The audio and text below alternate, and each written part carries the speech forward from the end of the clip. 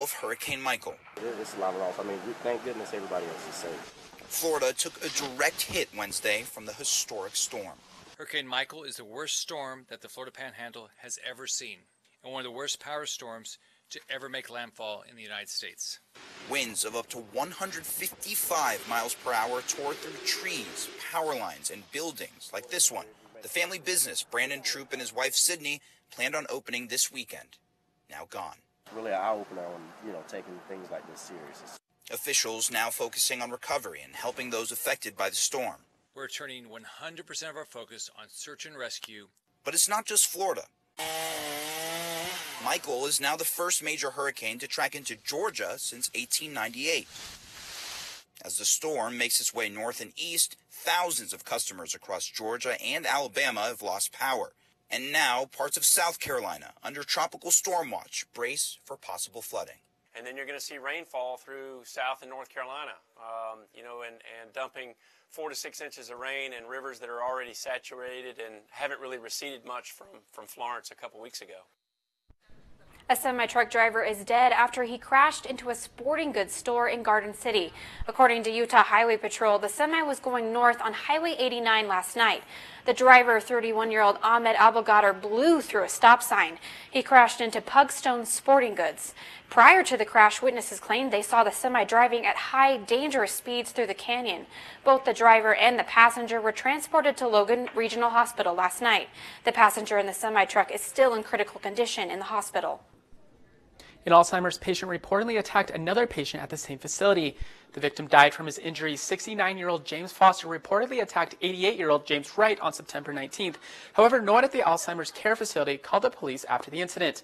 The police responded to the attack last night when they received a call from the hospital. The suspect also reportedly attacked a staff member. Police have not confirmed if the case is being investigated as a homicide.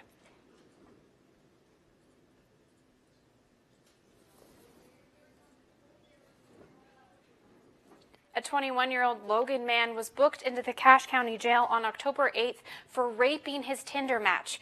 Wyatt Dean Martin was also charged with kidnapping, sexual abuse, and obstructing justice. Police say on September 22nd, Martin invited the Tinder match to his home, where he pressured her into drinking alcohol. The victim told police she felt more intoxicated than she normally would have from the alcohol she drank. Martin later sexually assaulted her in his bedroom while she fought back and told him no. His bond is set at $66,000. Provo tops a list of North America's fastest growing tech employee markets. That's according to a new report from Cushman and Wakefield. Newsline reporter Cameron Hussein found out about the rise in the market. Cameron, how much has the tech industry grown in Provo? The number of people working in Provo's tech industry has increased nearly 65% in the 8 years, far surpassing the national average of 16%. The tech industry is defined as businesses who specialize in manufacturing electronics, creating software, and any computer products and services related to information technology. Provo tech employers are consistently filling new positions within their companies. The innovation is what's, pretty much causing us to hire so many more people. I see new faces all the time. There's countless people that work here. The companies also satisfy their employees' needs by offering job security. One of the biggest worries in our day and age is definitely like if you're going to get fired or laid off, or if it's a dying industry. The tech industry is definitely not one of those. Provo's population of 117,000 made it the smallest city on the list. The tech industry accounts for nearly 11% of Provo's total employment. The report also found the booming tech industry is impacting the commercial real estate market, with property prices increasing nearly 59% since 2010. Qualtrics, Vivint, Chatbooks, and Simplifile are just a few of the tech companies who call Provo home. Opportunities with local startups are another reason for the expansion in the industry. I think working for a startup is ideal for any student or anyone coming right out of college, because it gives you the opportunity to learn so many different skills that will help you in future professions. The report also found the booming tech industry is impacting the commercial real estate market, with property prices increasing nearly 59% since 2010. A charter school in Pleasant View was placed on lockdown in response to a school shooting threat. Fortunately, there was no actual shooting at Capstone Classical Academy. A text received through the 911 system said there was an active shooter at the charter school. Police say that this may have been a case of swatting, which is when someone makes a 911 call to report a false crime in the hopes that a SWAT team will respond. When officers and firefighters arrived, they found that there was no threat. The person who sent the 911 text has not been identified. A federal judge has ruled that Salt Lake Comic-Con won't receive a new trial. On Thursday, U.S. District Court Judge Anthony Battaglia refused to grant Dan Farr Productions a new trial. Salt Lake Comic-Con, owned by Dan Farr Productions, was sued by San Diego Comic-Con for copyright violations. The trademark violations include the name Comic-Con. Dan Farr Productions needs to pay $4 million to San Diego Comic-Con as a result of the violations.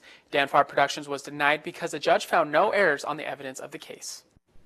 October is American Archives Month, and the Harold B. Lee Library at Brigham Young University has organized events for people who enjoy seeing pieces of history. Newsline reporter Eliza Fellows tells us more about what is happening this month. It's a unique opportunity for individuals to hold a true piece of church history. Visitors will have the opportunity to hold a first edition Book of Mormon during Archives Months at the Harold B. Lee Library. Each year, the archivists go to the library's vaults and bring out 1 or 2 copies of the famous book. Everyone is invited to hold it and learn the story of how and where it was made. And it has tended to be fairly well received. Participants also get a quick lesson in rare book handling and care. This is just one of the events happening at the library this month as people take a step back in history. It's such a blessing to have so many places where I can come and get support for my research and the different classes that I work on here. The public is invited to bring their own rare books, diaries, documents, and photographs to the library for evaluation and advice on preservation. Another thing that people will find when visiting the special collections on the first floor of the library is a new exhibit on L. Tom Perry. He's the one who kind of started our special collection with books and old manuscripts and things. So we wanted to have a history of how that came about, how we came to name it after him. The exhibit in memory of L. Tom Perry tells the story of how Special Collections was named. Understand who he was and the importance he had in the library. There will also be a lecture by Calvin Smith, who is the son of church president Joseph F. Smith. He served as one of only 3 Latter-day Saint chaplains during World War I. He was wounded twice in the fighting, and Professor Alford will be speaking about his life. The L. Tom Perry exhibit attracts people from all over the world. Archives Month is just an annual event that archives all around the United States celebrate, where we just try to promote the collections that we maintain in our repositories. For more information on dates of the events happening this month, you can visit the L. Tom Perry Special Collections on the first floor of the Harold B. Lee Library or visit lib.byu.edu/special collections. Hurricane Michael makes landfall as one of the biggest storms to hit Florida in decades. We have an update on the aftermath and destruction it continues to cause. California firefighters make a daring attempt to rescue a man from his burning home. We'll show you the full footage after the break. And the Soyuz rocket crew had to execute an emergency landing after a booster failed during their flight. Find out how the crew responded to the emergency when we come back.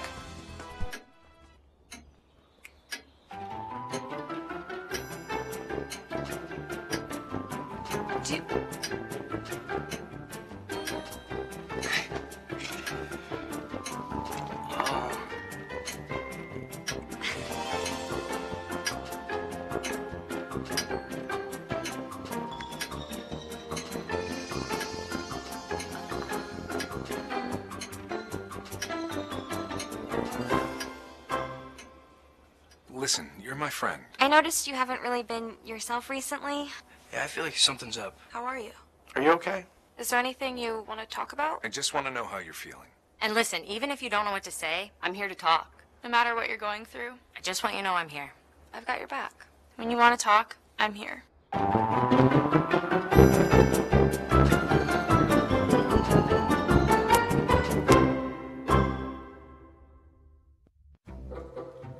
They call me Maxie, but I prefer tripod. I was your above-average four-legged homie, and then wham-bam minivan. Some people pity me. Now that's lame. I still run, fetch, and swim. And the ladies love me. I'm the ultimate wingman. Just don't ask me to high five.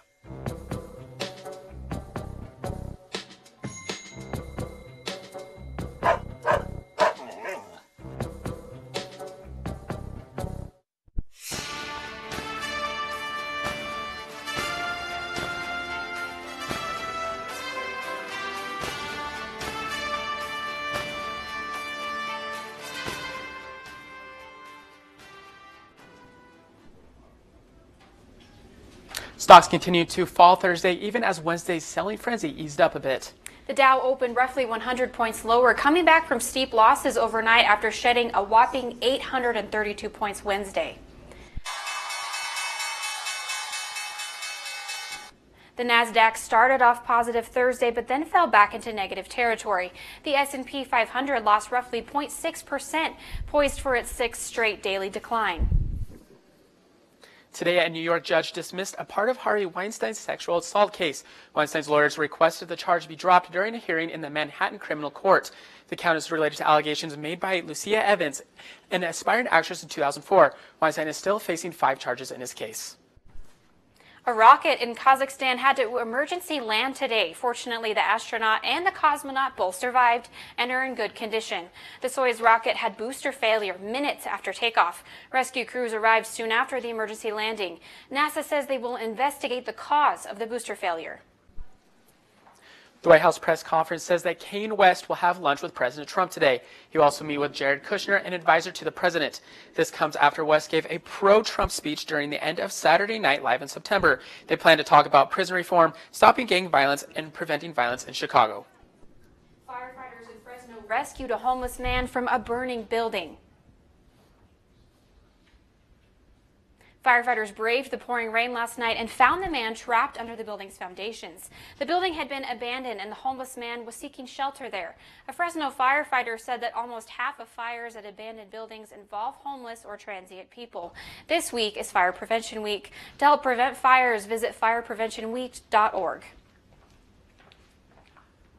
Leaders of the Church of Jesus Christ of Latter-day Saints and other faiths came together in a sign of a joint statement at Primary Children's Hospital. Find out what important message on child abuse they are urging members of Utah to act on. Find out what hazards to be aware of from these storms up next. Hey Bobo, do trees tell each other stories? I'm sorry, I'm afraid I don't know that. Hey, why don't we go find out? Listen. Can birds draw pictures? I don't have an answer for that. Dad, do stars visit their friends? Look!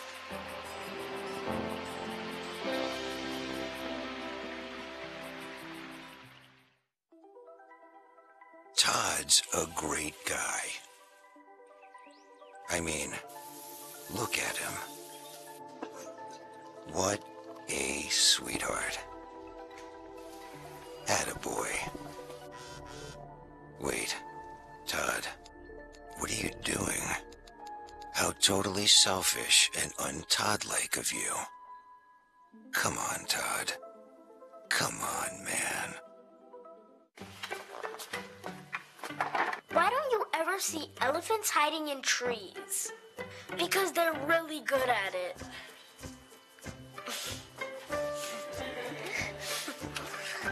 Yeah, I get it. Testing. Why did the girl ask the mushroom to dance? Because he was a fun guy.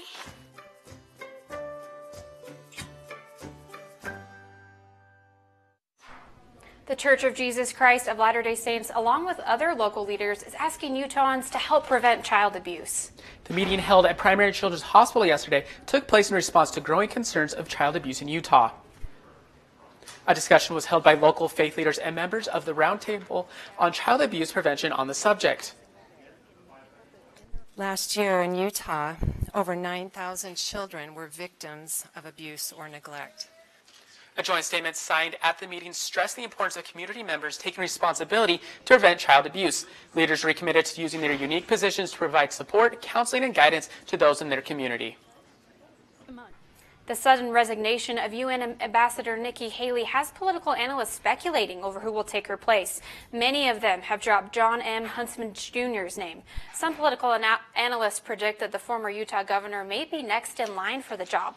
The political analyst Tom Rogan placed the Republican on his short list of 3 people who could replace Nikki Haley. Rogan claims that Huntsman is respected by both Republicans and Democrats. He served under President Obama as the U.S. ambassador to China and currently serves as the U.S. ambassador to Russia. The construction on Utah roads seems to be never ending. However, construction planners say that the road work is necessary to prevent massive amounts of traffic in the future. Newsline reporter Jasmine Haruni joins us now. Jasmine, you talked to some of the experts about the latest plan in the works? Speak loudly. Okay. 5 seconds.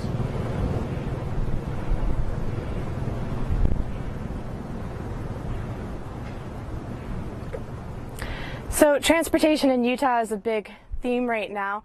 The plan that's in the works right now is for 2050, and it's got some big things in it.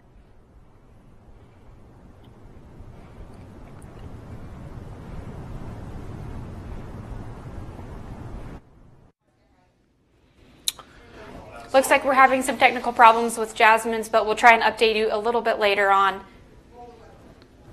Well, for now, let's go ahead and let's take it to weather.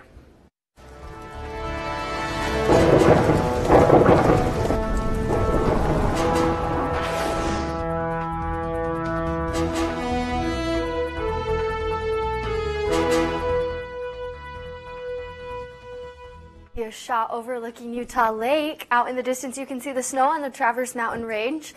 In this shot we also see the snow touching right toward the front of your screen you're watching, as well as in this shot we can see a lot of cloud coverage moving in and out. This shot is of Provo.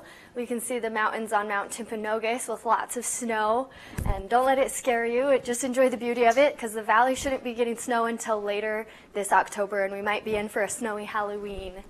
Looking at our map, we see over here on the East Coast, luckily no reds and purples, which is severe weather, but there's a lot of things happening with these green and blues. That means a lot of rain, as well as there's some tornado watchings over here in this East Coast area. There were 11 tornadoes actually in Iowa. Over more toward Utah, we see there's some hazard warnings in this area over here. But in the Salt Lake Valley and Provo Valley, we are looking okay with just some light rains here and there. That's what this blue color here means. Our temperatures are cooling down like they were last week with our highs. Provo, our current weather shot right now, we have 50 degrees right now, and that is chilly but not freezing, thank goodness. And it'll only climb up a few more degrees with 53 today. Out in Moab, it's not much cooler not much warmer with 56 degrees, and down in St. George is still pretty sunny with 69 degrees. Up in Logan, it's similar to Provo. And our lows are dropping into the 30s, but don't be too scared. Just be prepared with your coat and gloves. We have 34 degrees in Provo, 40 in Salt Lake if you're headed up there, and 30 in Logan. Our 5-day forecast for St. George, we're looking at sun coming back after some rain, and the lows are dropping into the 40s though, so it's cooling down. Our northern forecast, we're looking at sun actually, so enjoy the sun peeking out from these clouds and a little break from the rain, but the temperatures are still in the mid 50s, 60s, and even dropping to a low of 28 degrees on Sunday. So be aware of that and make sure if you have an early Monday you'll be ready. Back to you guys. Many of us have heard the tale of the starving author, but that doesn't stop many from aspiring writers from wanting to become the next J.K. Rowling. Newsline reporter Matthew Loveland found a group of publishing professionals who are trying to help those young authors. Matthew, what are they doing? Thanks, Danny. The professionals came to BYU last night to share insights on how to network, so these young authors can have a better chance of getting published. We would like to help the next generation of Latter-day Saints become influential in publishing and media fields. The LDS Publishing and Media Association is a group of professional publishers devoted to helping aspiring authors who are members of the Church of Jesus Christ of Latter-day Saints. It started with a core of people who love publishing, who have come up through BYU, and now are very influential, own publishing companies and are professors and other roles. Amy White, author of Dressing the Naked Hand, shared her advice with students. She talked about attending writing conferences, the best way to secure internships, and the power of networking among their peers. I'd like to write stories about people whose voices aren't often heard in the LDS culture, so I guess that's the mark, maybe. Since its founding in 2015, the organization has prided itself on following Latter-day Saint principles, such as trust, honesty, and standing up for what's right. And another role that we seek to fill is to help more Latter-day Saints be influential in publishing and media. Throughout the meeting, they tried to help the audience understand what the publishing industry would look like if there were more faithful Latter-day Saints working. I feel like they would be a lot more trustworthy, a lot more neutral, and a lot more willing to make sure that the material that they put out is reliable and accurate. On November 2nd, the LDS Publishing and Media Association will host another symposium in Provo. Writers scheduled to attend include Orson Scott Card and David Archuleta. Reporting for Newsline, I'm Matthew Loveland. Nike will sign a cross-country runner who has overcome the greatest of challenges, both for himself and others with physical handicaps. The Jazz exercise an option, and a fan favorite will get to stick around for another season. See on page 4 that the projections need to be earthquake next Thursday. Seriously? Thursday? Can't do that. This is really inconvenient. I have yoga that day. I have no time for this. So. I can't do Thursday, but I can do Friday. Disasters don't plan ahead. You can. Talk to your loved ones about how you're going to be ready in an emergency. Don't wait. Communicate.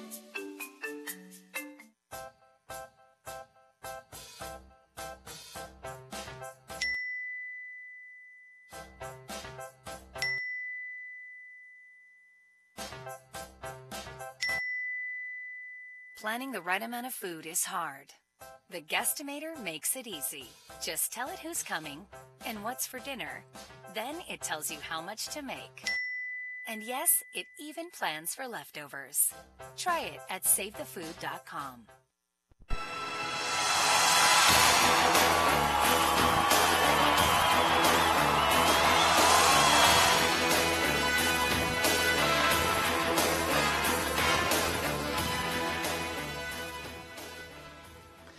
BYU's volleyball faces off against San Francisco tonight.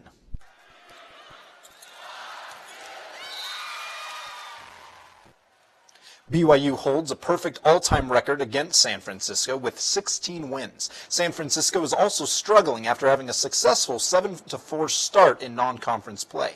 BYU, still ranked number 1, has still not lost a match this season. In fact, they've only lost 5 sets in 16 matches. The game will be tonight at 7 p.m. in San Francisco. The BYU women's tennis team competes in the ITA Mountain Region Championships in Las Vegas, Nevada. BYU Cougars Anastasia Abramian, Madeline Almeida, and Samantha Smith advanced to the second round of singles. All 3 of the team's doubles teams, though, took losses, but will play in consolation matches today. Abramian, Almeida, and Smith will all compete in the second round of singles today. If they win, they will progress to the round of 16 for tomorrow. The Jazz exercised their team option on Donovan Mitchell. Last season, Donovan Mitchell led all rookies, scoring 20.5 points per game. He also led his own team in scoring, joining a small group of 5 players who have done this as a rookie, including Larry Bird. Last year, he broke 2 Jazz rookie scoring records, first passing Karl Malone with 33 points against the Thunder, and then breaking his own record later that week with 38 points. Jazz will face off against Sacramento tonight at 8 p.m. and then again next Wednesday for their first regular season game. Nike signed the first runner with cerebral palsy from the University of Oregon.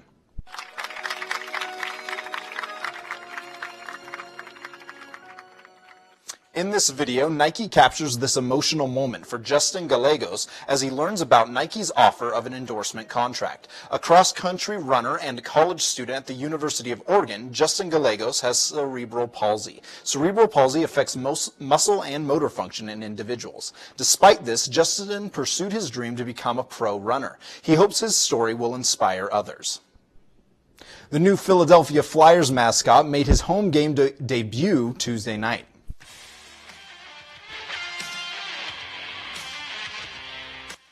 Swinging like a pendulum over the ice, the furry mascot made his entrance. Hype has been building for Gritty since he was first unveiled 2 weeks ago. Some fans have already gotten tattoos of him. Gritty also performed some pre-game antics before the team faced off against the San Jose Sharks, including fishing for sharks and dumping a basket of shark plushies. Flyers lost the game, though, 8-2.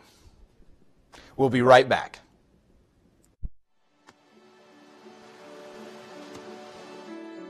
I don't remember how it started. Our back and forth. It always came back. Dad! You probably don't remember what you told me. That was perfect. But I heard every word.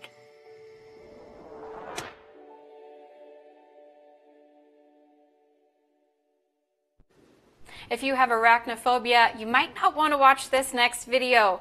Watch this. The spider was caught on camera attacking and wrapping up 2 wolf spiders at the same time. You can see he or she wastes no time ferociously spinning its web around the first and then the second victim. The YouTube video has 78,000 views. I can't handle watching that. I hope it doesn't go viral. I have a feeling, though, it's going to go viral. 78,000 is just the beginning. It's probably going to haunt me for another 3 months at least. So. Those wolf spiders are huge. I'm amazed that they can do that long. That's your Newsline for October 11th, 2018. Thanks for joining us and have a nice day.